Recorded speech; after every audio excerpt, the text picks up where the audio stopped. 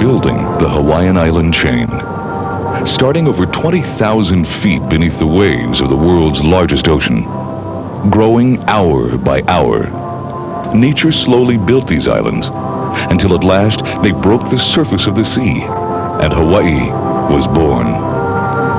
Fed by red-hot molten rock from a rift in the deep Pacific Ocean bed, nature continues to provide a magnificent and awesome display of fiery creation. For millions of years, this scene has repeated itself. Today, glowing lava continues to gush forth, hissing madly, exploding as it meets its destiny with the ocean.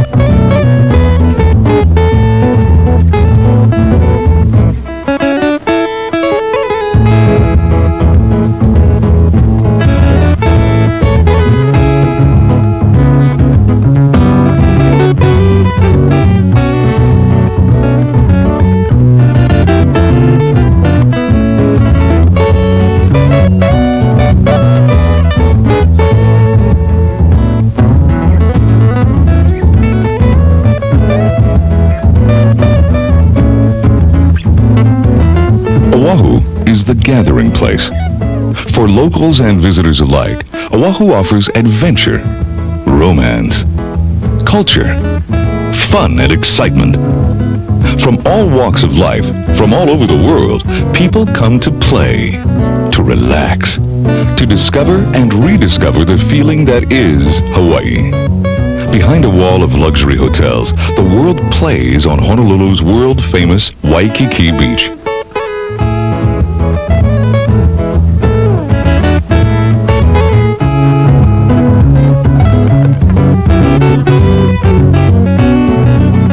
Diamond Head overlooks the Waikiki scene. This famous landmark punctuates almost every photograph taken of this beach. Above and behind downtown Honolulu, the 1,200-foot cliffs of the Nu'uanupali give us our first view of the windward side of the island. It was here in 1795 that legend says Kamehameha's invading troops forced 300 Oahu warriors over the precipice. Beyond Waikiki, the island provides many lesser-known but very popular recreational areas. Here, one can participate in any number of water activities, or simply enjoy the warm sunshine and beautiful surroundings.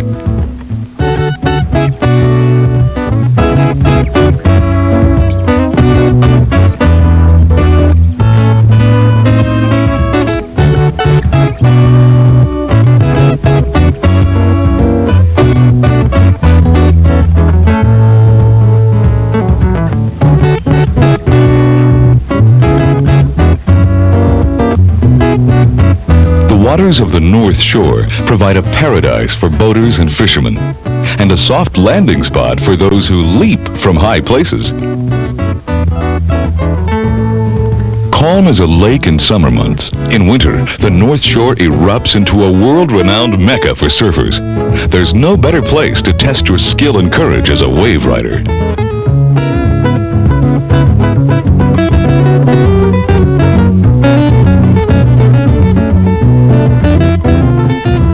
Oahu's premier snorkeling spot is Hanauma Bay. Here the fish are so friendly, they'll eat out of your hand. For the diving enthusiasts, the ocean provides a colorful array of tropical marine life found only in Hawaiian waters. The very fortunate may find themselves in the company of the gentle giants of the Pacific, the humpback whales.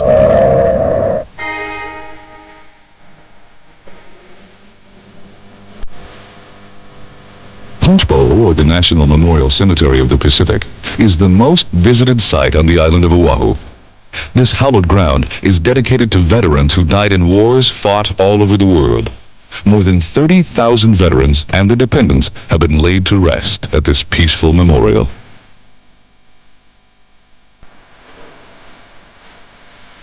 Of all the events that have marked Hawaii's unique history, the one that most affected the whole world and shocked all Americans occurred December 7, 1941, on this spot.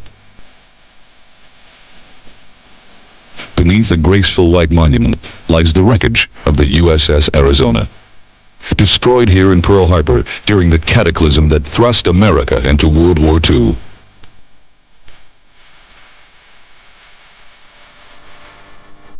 Oil still seeps from the shattered hull, offering mute testimony to the sacrifice of nearly 1,200 sailors entombed below.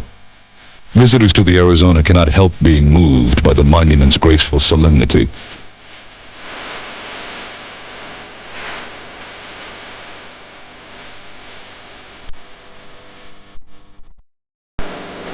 The beauty of the island's sunsets doesn't mean the end of adventure and discovery on the island of Oahu, only the beginning.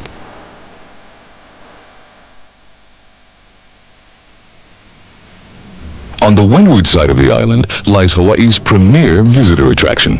The Polynesian Cultural Center is the only place to witness island life, to meet the people, and discover the customs of Polynesia.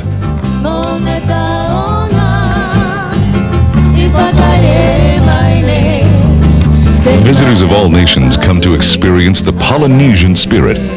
Here, you, the visitor, are made to feel welcome. In this 42-acre living museum, you will experience the lore and pageantry of Polynesia. The center is an integral part of the community of Laie and is operated by the Church of Jesus Christ of Latter-day Saints. The cultural authenticity of the center is made possible in part through the employment of BYU Hawaii students who come from these Pacific Islands and bring genuine joy and pride to their performances. Consider yourself our special guest as we embark on a journey of discovery through Polynesia.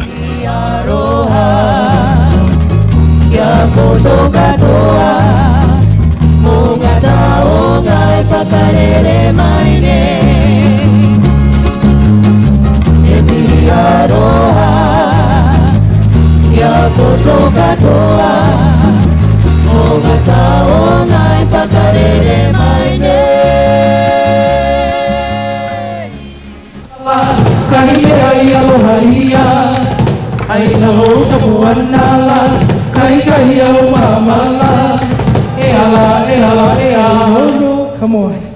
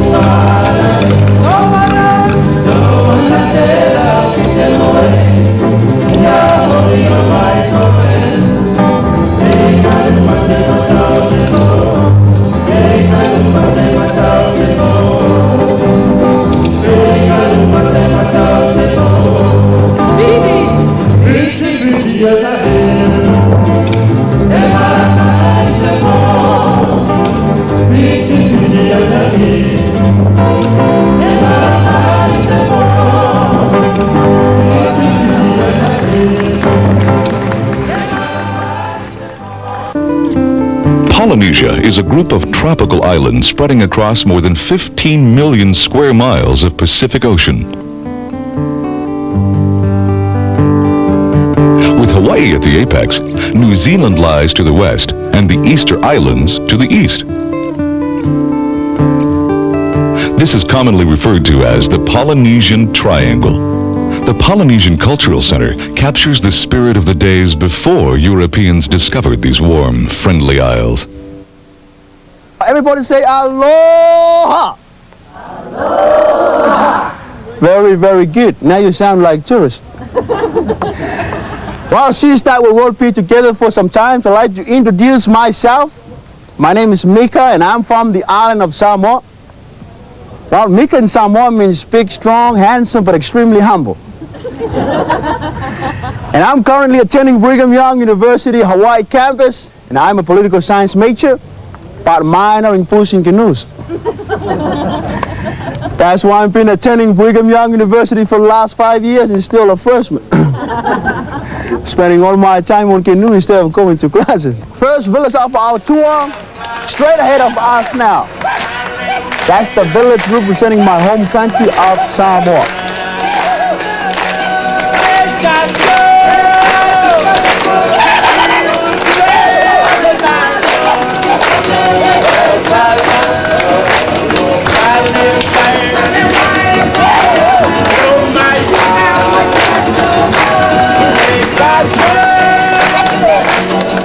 welcome to Samoa. Everybody please say Samoa. Samoa. Most people will say Samoa. And the right pronunciation of the word is Samoa. Okay? So it's not Samoa, it's Samoa. Say it. Samoa. Reading word of Samoa is Talofa. Are you guys tired? Try it one more time. I must tell you that the Samoans are the loudest people in Polynesia. So please repeat up to me and say, Talofa! I heard somebody say Toyota. Today we all belong to one family, the family of Samoa, the happy family, friendly. And all we're going to do today is we're going to learn more about me and my side of the family. Because most of you, I know some of you have never been to Samoa before, right? Anybody here been to Samoa? No? That's good. I can tell you whatever. I'm proud of my culture, friends, because out of all the islands in Polynesia, the Samoan culture is very strong, still controlled by chiefs. Whatever they say, we do it. So it's good to be chief. The big hut right there belongs to the chief. This is the guest hut for you. Family hut on this side. Pizza Hut over there.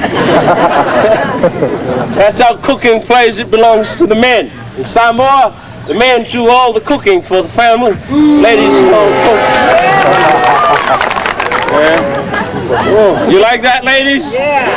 Then you're welcome to move to Samoa. As we men are moving out. Cooking, you also climb the tree to get the coconuts so you can obtain the milk. And only use the ripe ones. You can tell the coconut is ripe by its color. Always it turns brown. It turns brown like me. When it's ripe, it tells me that some of you are not ripe yet. Use this for husking the coconut. We call it mele. Say it. Mele. Yes. In English, sharp stick. Say it. How do you use a chopstick in Taiwan? Xiao. Huh? Xiao. Xiao. Everybody say it. Xiao. Use that. Now we're going to use it. Put it down here. Your first step, husking the coconut, is to kill it. Second step, push it down. Make sure you don't miss it. That's the only part I don't like. Don't go home and milk your cow the same way. Make them cry all day long. Follow two simple steps. Yeah? Where's it aim? Till your coconut is completely husked. Take a good look. After you look at the face, locate the line pressed between your eyes. This is the softest part of any coconut, so get a hard up to it and hit it across the line. Use hammers, knives, screwdrivers, dynamite. Samoa, we use our foreheads. Oh.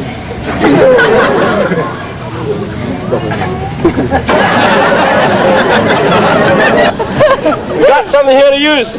You can try this. That's all you need to rock. Say it.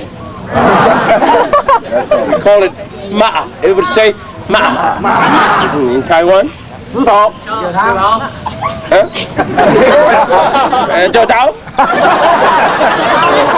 Everybody say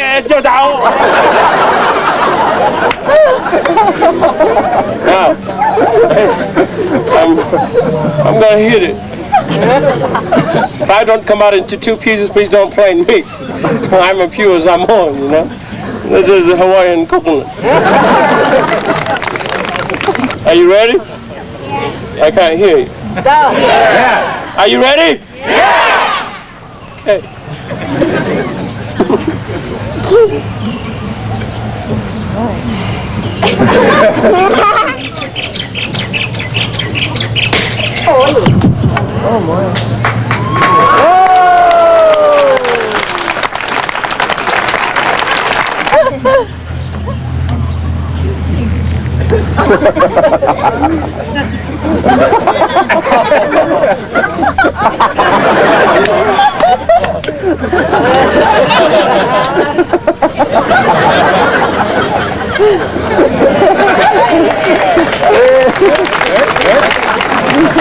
I'm very proud of my culture, and I'll do the best I can to represent Samoa anywhere I go.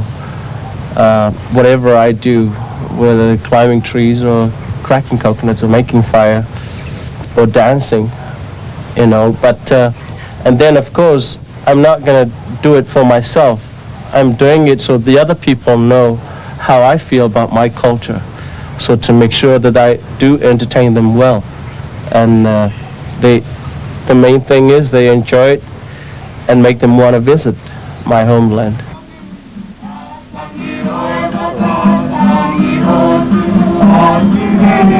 As our canoe glides peacefully along the lagoon, the sound of music draws us to our next adventure.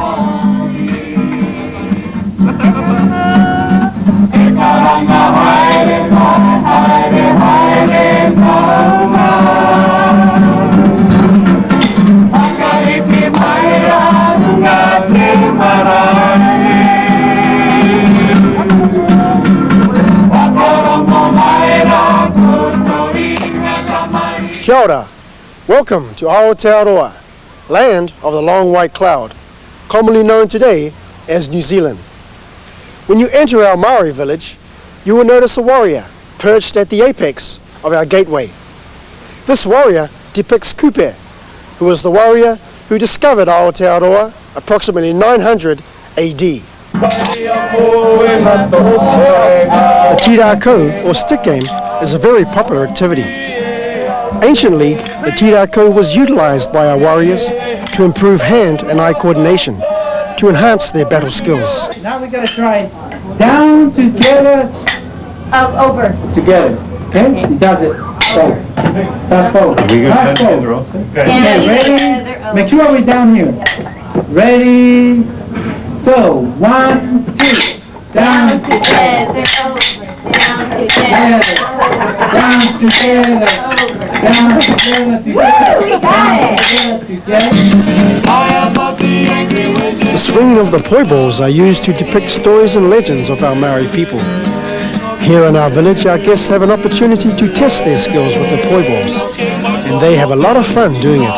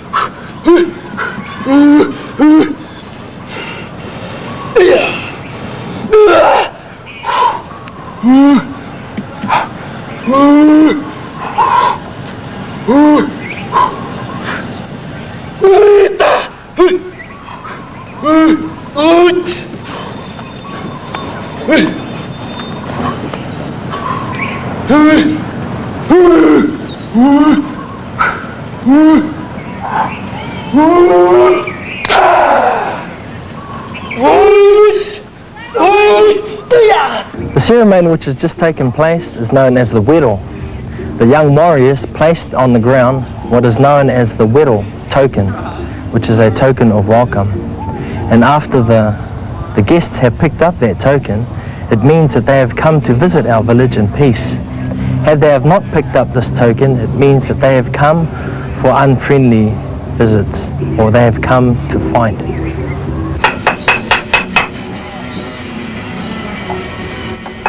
Wood carving is a time-honored craft among all Polynesian people. Artisans usually develop these skills through family tradition, from father to son. Maori artisans are renowned for their intricate carvings. This island craftsman demonstrates his skills in the carver's workshop.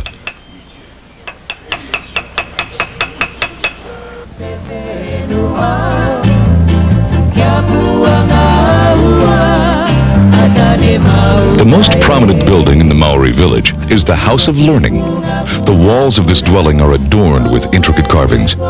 These carvings represent prominent ancestors of the tribe. Each carving is unique and has specific features which represent a particular ancestor and his accomplishments.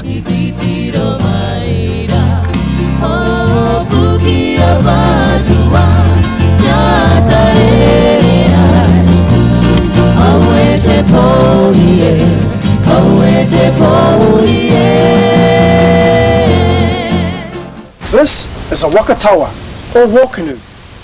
This particular war canoe was carved from the trunk of a single tree, a kauri tree, which is indigenous to New Zealand. A typical size of a wakatawa would be between 120 to 130 feet long, with the capability of carrying between 80 and 120 warriors. Anciently, my Māori people would use these wakatawas to transport warriors along the inlets and tributaries of Aotearoa.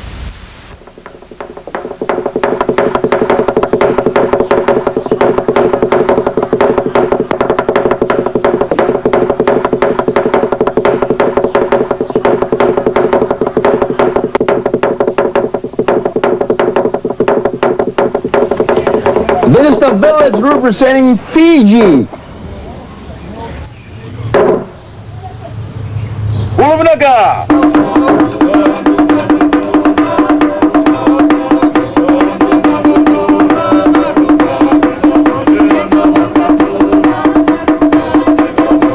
Our greeting word in Fiji is Bulavinaka, which means hello, good health be to you now and always. So Bulavinaka.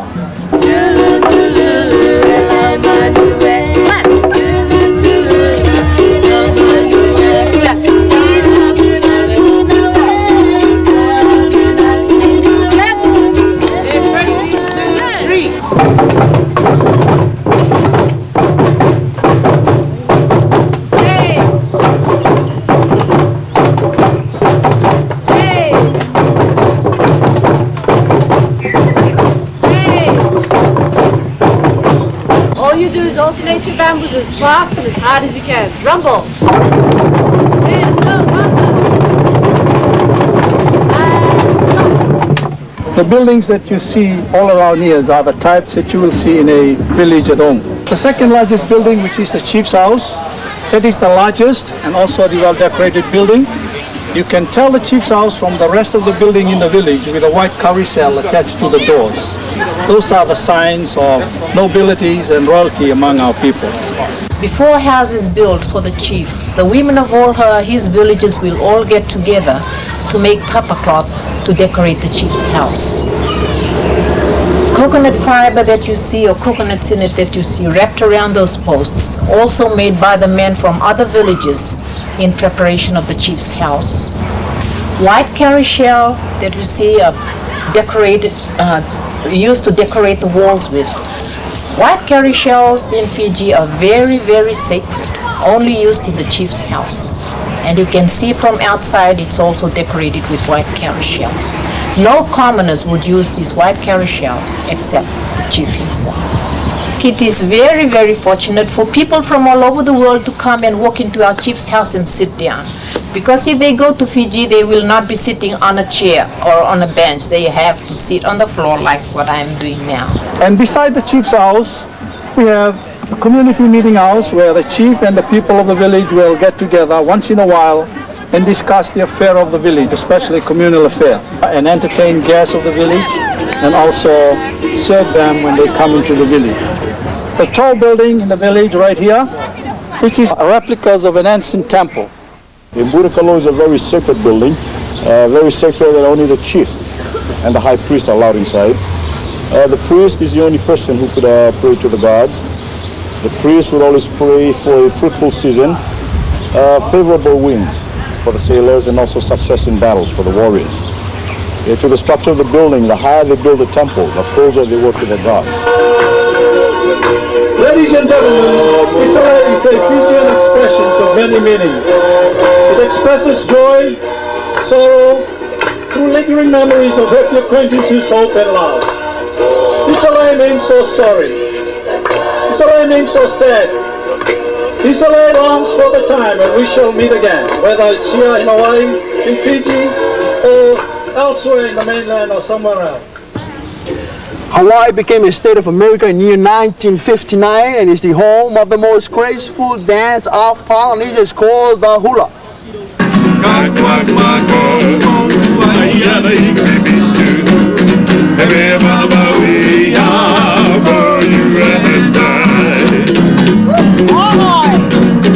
Our eyes have met, our lips not yet, but oh you sweet thing, I'm gonna get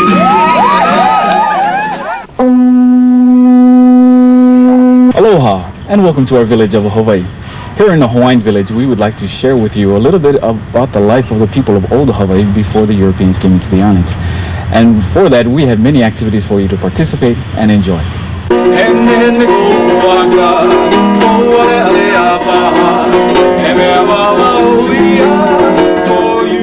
We have taro growing that we use to produce the poi that is pounded daily for you to sample.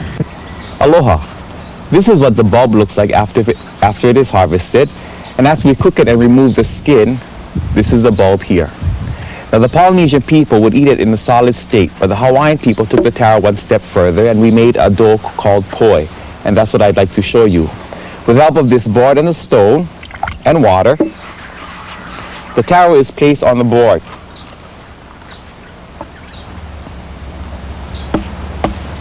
And by mashing, we turn it into a substance known as poi.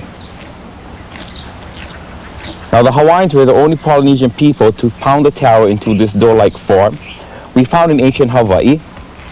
Without refrigeration, the solid will only last a couple of days.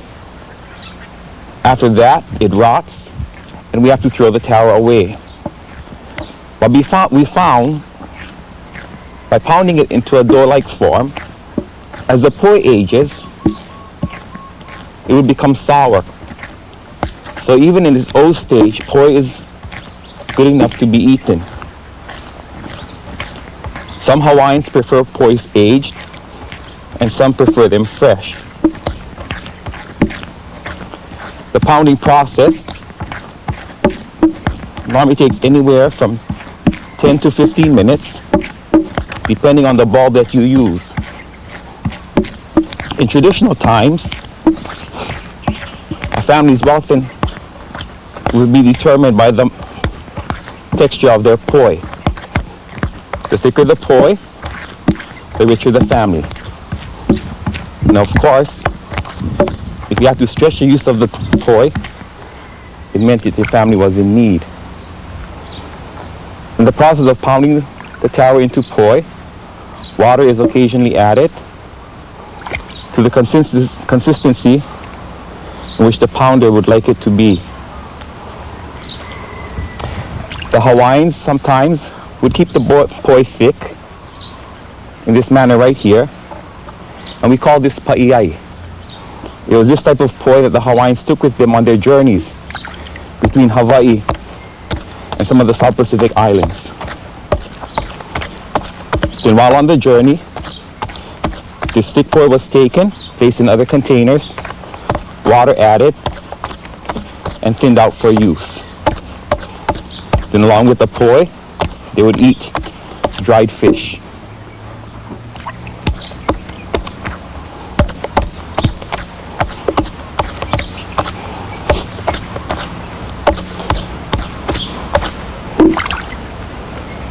It is this that the Hawaiian people consider the main staple, and we call it poi.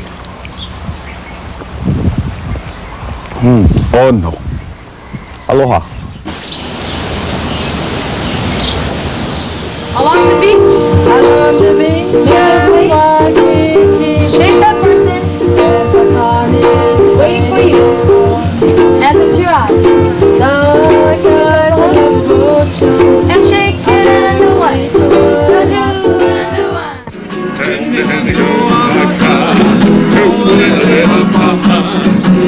Here in our weaver's house, we weave items such as hats, mats, fans, and baskets.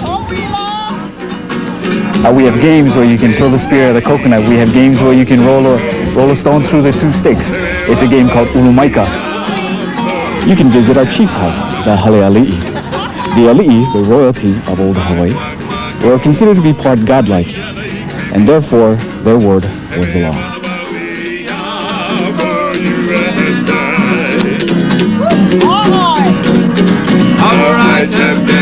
The word aloha literally means to go with the spirit. And as you leave us and leave these islands, the one thing that we hope that you take with you is that spirit of aloha.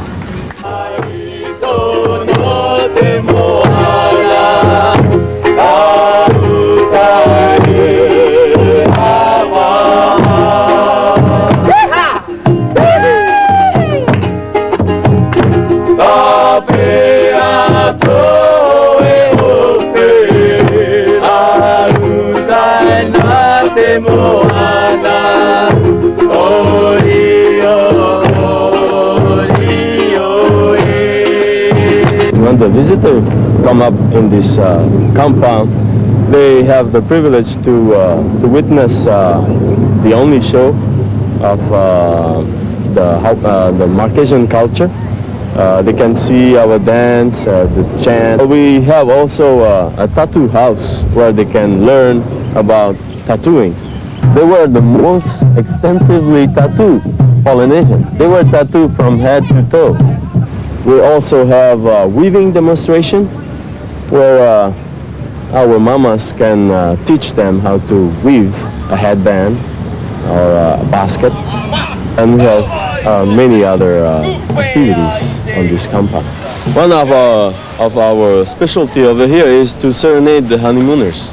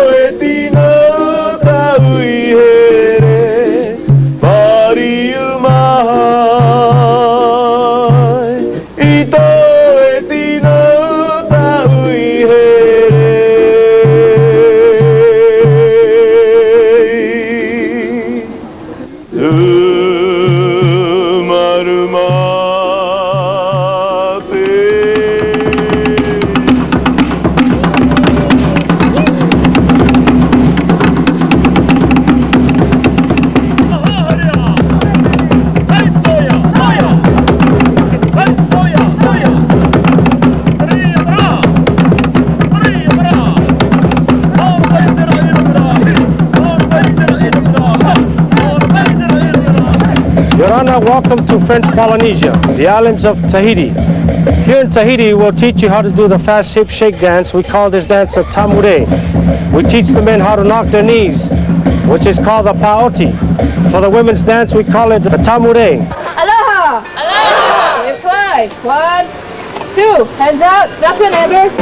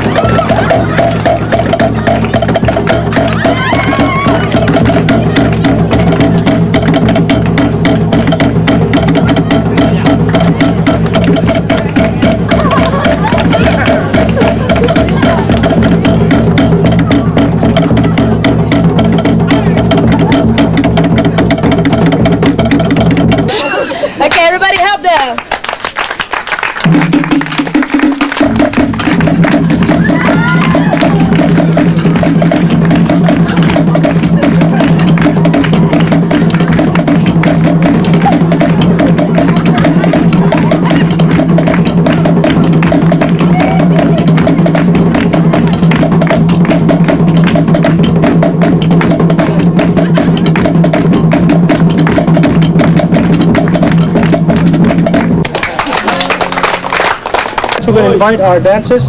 They're going to come out and dance for you a couple of numbers. Okay, how about a big hand for our village dancers?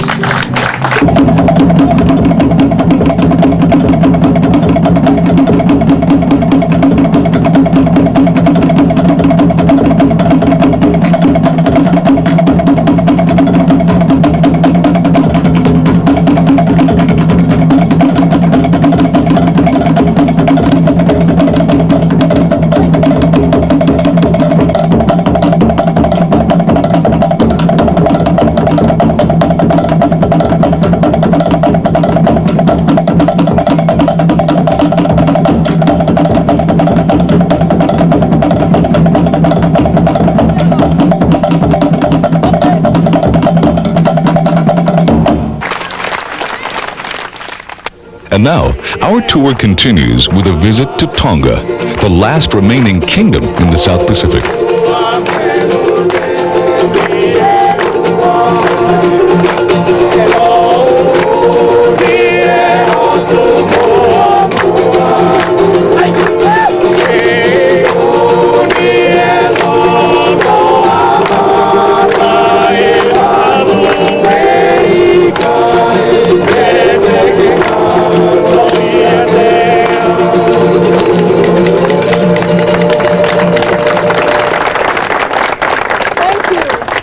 Tongans are well known by their voices, and when Captain Cook visited the islands in the olden days, he was very impressed with their music. The way we greet the people when they come here to our village is Malo and Lele.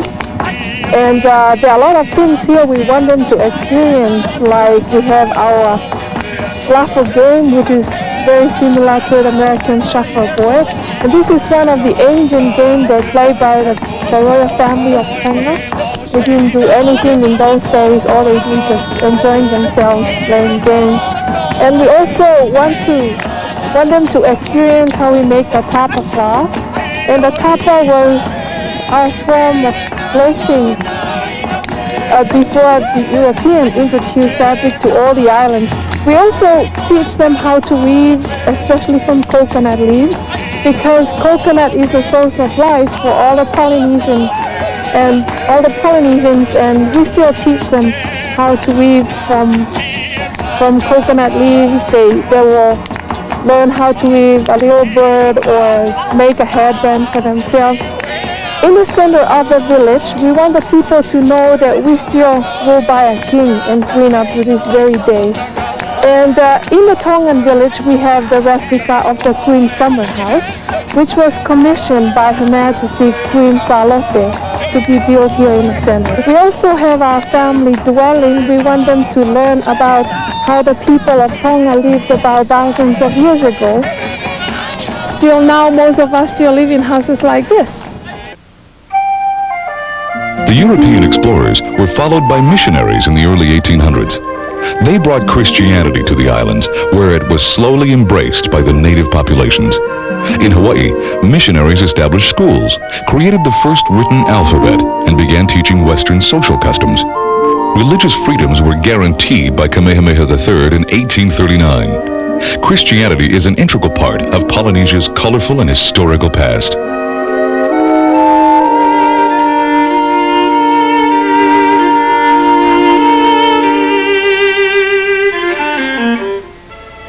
High technology at its highest has found its way to the Polynesian Cultural Center in the form of Hawaii's first IMAX theater. IMAX Polynesia presents the world premiere movie, Polynesian Odyssey. The unsurpassed image clarity and high-fidelity sound of this state-of-the-art film will astound you. The gigantic theater screen is 7 stories high and nearly 100 feet wide, bringing you into the action as you begin a 20,000-mile odyssey through a Polynesia you will not soon forget. We are the Polynesian Cultural Center Brass Band, and we're here to entertain you this evening with songs from around the world and from around our Polynesian islands.